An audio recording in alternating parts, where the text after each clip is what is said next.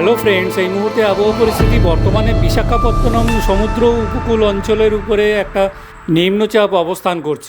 এর অর্ধাংশ আছে কিন্তু স্থলভূমের উপরে, অর্থাৎ ভারতবর্ষের মাঝামাঝি রাজ্যগুলির উপরে, এবং বাকি অর্ধাংশ আছে সমুদ্রের উপরে, যার পরিধি বিস্তৃত আছে কিন্তু মায়ানমার উপকূল পর্যন্ত। আগামী কয়েকদিনের মধ্যে এটি কিন্তু উড়িষ্যা উপকূলের দিকে একটু একটু করে সরতে থাকবে, যার প্রভাব কিন্তু আগামী কয়েকদিনে কলকাতা সহ দক্ষিণবঙ্গের বিভিন্ন জেলাতে কিন্তু পড়তে চলেছে, যেমন দক্ষিণ চব্বিশ পরগনা, উত্তর চব্বিশ পরগনা, নদিয়া, হাওড়া, হুগলি, বর্ধমান ও মেদিনীপুর, এবং ওদিকে পূর্বোত্তর ভারতের রাজ্যগুলি যেমন মণিপুর, মিজোরাম, ত্রিপুরা থেকে শুরু করে আসাম, অরুণাচল প্রদেশ, এসব জায়গাতে কিন্তু ব্যাপক প্রভাব পড়তে চলেছে। তবে আগামী কয়েকদিনে কিন্তু উত্তরবঙ্গে শিলিগুড়ি, কোচবিহারে বৃষ্টিপাত অনেকটাই কম থাকবে। আগামী রবিবার ও সোমবার কিন্তু কলকাতা সহ সমগ্র দক্ষিণবঙ্গে দমকা হাওয়া সহ মাঝারি থেকে ভারী বৃষ্টিপাতের সম্ভাবনা রয়েছে।